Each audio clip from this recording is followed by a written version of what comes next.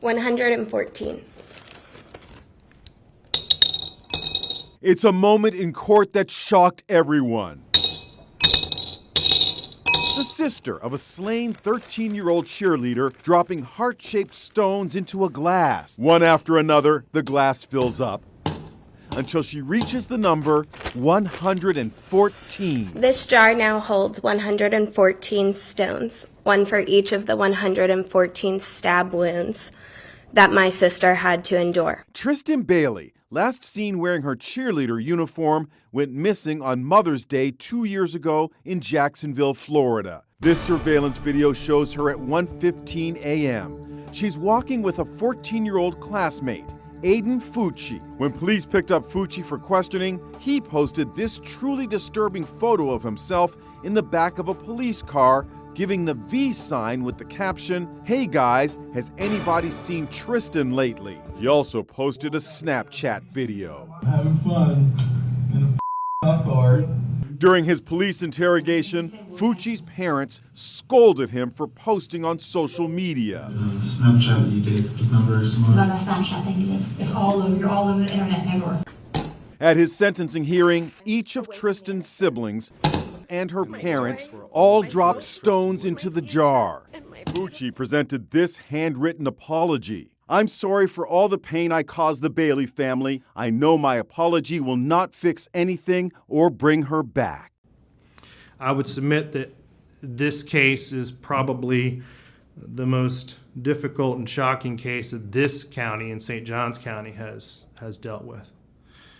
In the 20 years that I have been, or 16 years that I have been practicing law, and the 30 years that I have lived and worked in this, all of Northeast Florida, this case is one of only a very small few that had this level and this type of impact on the community.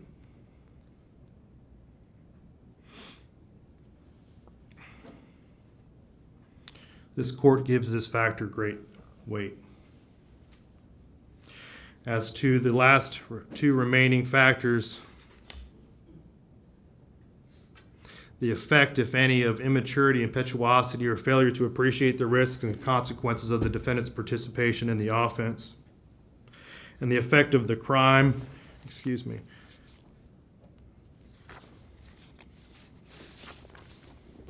and the nature and circumstances of the offense committed by the defendant. These factors are somewhat combined.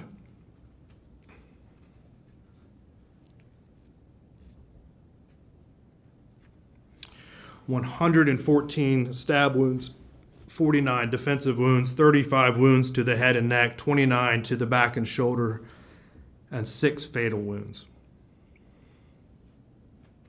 This court has reviewed and seen more than its fair share of autopsy photos. The autopsy photos in this particular case were particularly difficult. The 49 defensive wounds indicate that Tristyn Bailey was conscious, that she was aware, and that she was doing everything she could to fend off this attack. She suffered a painful, horrifying death from someone that she trusted. Her screams were most likely stifled by her own suffocating lungs. He lured her into a secluded place in the woods near his home, a person that she trusted, and he led her there under false pretenses. There was a heightened level of premeditation in this case. Based on the prior statements that he made to his girlfriend and his friend, he indicated that he was going to kill someone. At which point he determined that it was going to be Tristyn Bailey, I don't know. But there was going to be a victim. He indicated that how he was going to do it, that he would take them into a wooded place, that he would stab them, he would kill them and then run away so that he could keep on killing. He told his best friend that he wanted to kill someone to see what it felt like, and he wanted to watch them bleed out. This particular crime was committed with the weapon of choice as a knife, which he nicknamed Poker. That required a up-close, personal,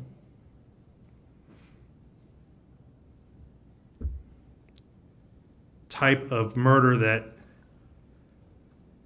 is rare. It's unique. The court accepts that in 2019, of all juvenile arrests, only 7% were violent and only 1% of those were homicides.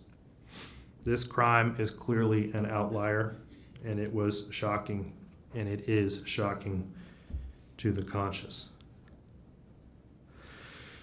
This court finds that the defendant's participation in this offense was not the result of immaturity or impetuosity. He understood the risks and consequences of his actions.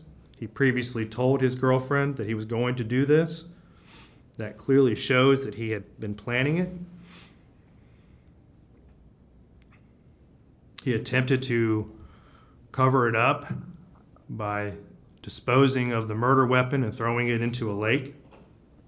He then attempted to conceal evidence by hiding his shoes and shirt and jeans, taking a shower, stealthily entering his home, and then the actions immediately after, with the Snapchat videos in the back of the police car and the story that he made up about pushing her and her hitting her head, which was clearly refuted by the video evidence in this case.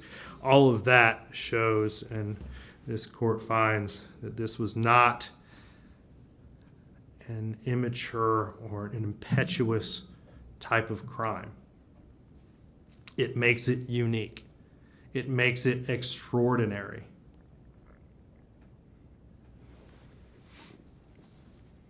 What is also very troubling is that this crime had no motive.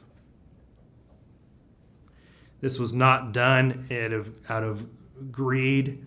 It was not done in retaliation, retribution, or revenge. It was not a crime of passion. It was not a crime that was committed because he felt rejected by her. It was not done in a fit of uncontrollable anger. There was no reason. There was no purpose. It was done for no other reason than to satisfy this defendant's internal desire to feel what it was like to kill someone. It was committed in a cold, calculated, and premeditated manner without any pretense for moral or legal justification, and it was heinous, atrocious, and cruel. This factor and this factor alone makes this case and this defendant more than just unique. It is for this reason and all of the reasons previously stated that leads this court to the conclusion that there is only one appropriate sentence in this case. Mr. Fucci, if you and your attorneys would please rise. Counsel, is there any legal reason why this court cannot impose sentence at this time? No, sir. Mr. Fucci, having entered a plea of guilty to the crime of first-degree murder, I adjudicate you guilty of the premeditated first-degree murder of Tristyn Bailey. I sentence you to life in prison. Because of your age, you are eligible for review of the sentence in 25 years. I order the Department of Corrections to notify you when you are eligible to apply for your review hearing. Madam Clerk, if you will please impose the minimum fines and court costs. Mr. Fucci, you have 30 days to appeal the legality of this court's sentence. If you wish to appeal but cannot afford an attorney, one will be appointed for you. You will be taken back to the Duval County Jail, and then transported into the Florida State Prison System. We are adjourned.